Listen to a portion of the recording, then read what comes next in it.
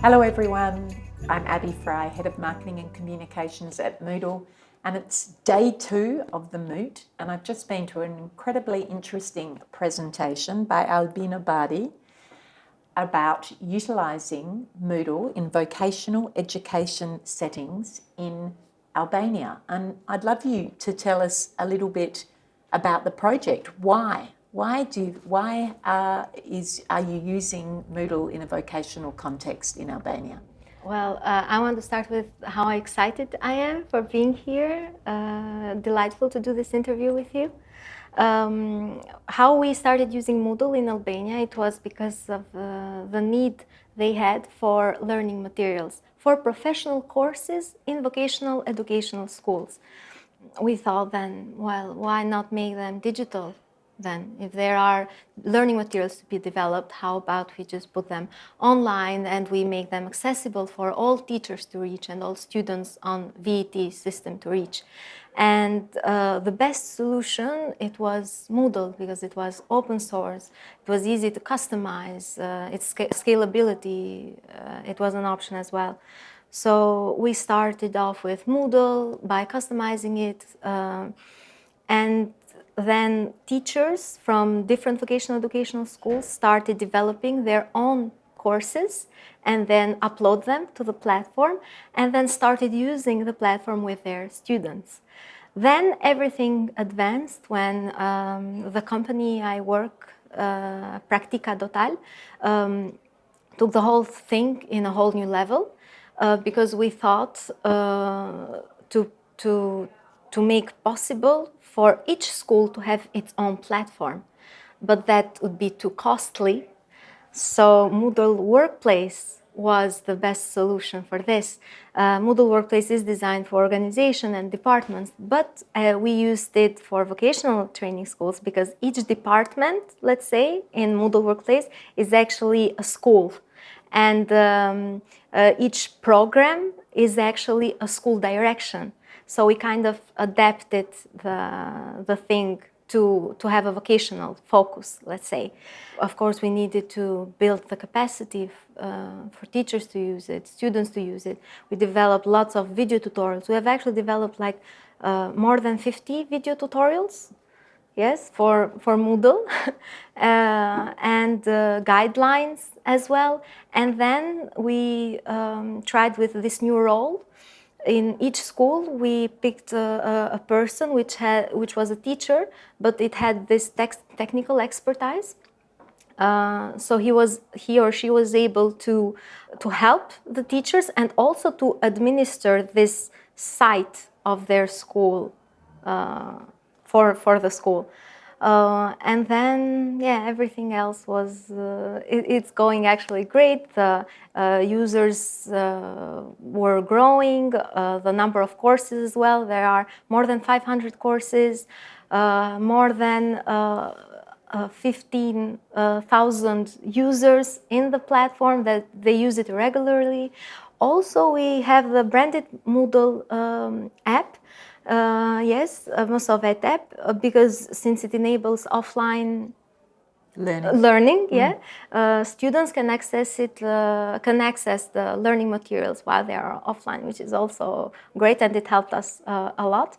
And it's going really, really well. Yeah, you've obviously taken a very humanist perspective. So not only have you implemented the technology, you've provided the people who are utilising the technology, your trainers, the ability to upskill and learn how to use the technology effectively. Yes, and that was actually the biggest factor, because we could just do the upgrade and just leave it like it was, but it's easier for teachers if they didn't use it actually, because they thought, oh, it's a new thing, oh, I had to prepare stuff and then put it there, why can't I just, share some papers and stuff. And if we weren't there to constantly train them and make them see all the benefits that they would have by using the platform, the platform would just simply stay there and it wouldn't be used. But now we see that the students were the ones who actually wanted to use it, because they were like, oh, I can just open the book on my phone. Why can't I do that? I have a video here, so I can understand better the lesson. And this is why we used students as well to promote the platform, and they were the ones who actually asked for the teachers to use the platform for their learning. That is so nicely explained. Yes. That makes complete sense to me, particularly in a vocational context. Mm-hmm. So I really liked the way at the beginning of your presentation you talked about lack of employment opportunities. Mm. So is this targeted to youth, to a younger market? Yes.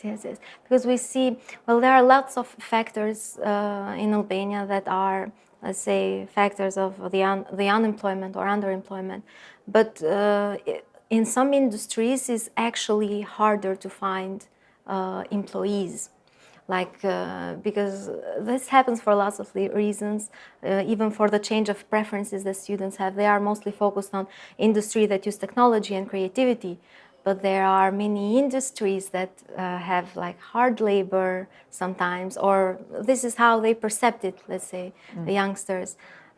They see many things now. They have access on lots of information. They all want to do different jobs that they want to do. They have fun doing it.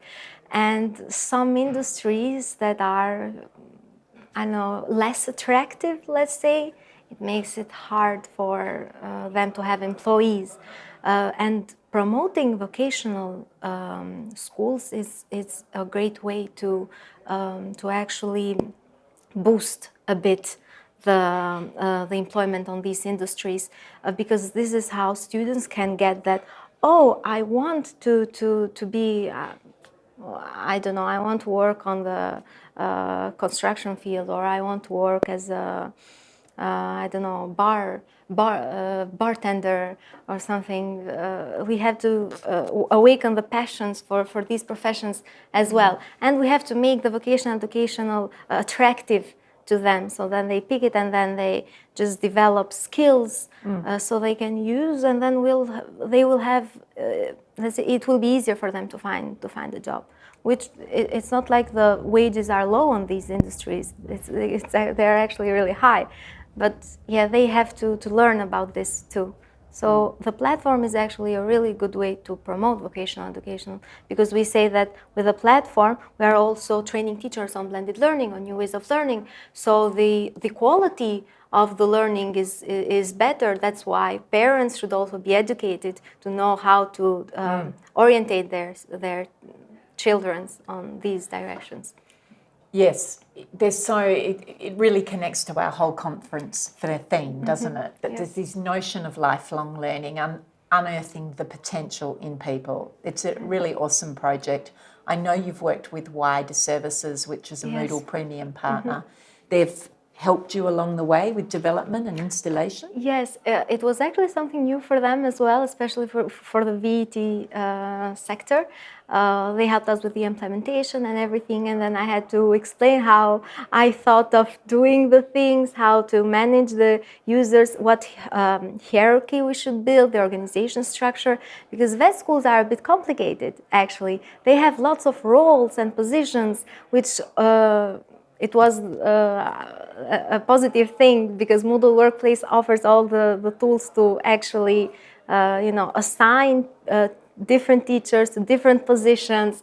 And then we are actually experimenting on this thing now to use Musovet for administrative tasks inside the school as well. It's a new thing we're working on, so not just a repository of digital learning materials, not just for teachers to teach or students to learn there, but also let it be a repository for all the documents that school has, and events, information that comes in the platform, to be part of everyday school life of students and teachers as well. To, of course, only to make easy things for them, not to complicate things. But of course, it's a bit hard at the beginning. Of course, empowering learners, empowering workforce for the future. Right. Yeah, absolutely, empowering teachers and trainers. So thank you very much. Appreciated your time. Thank you.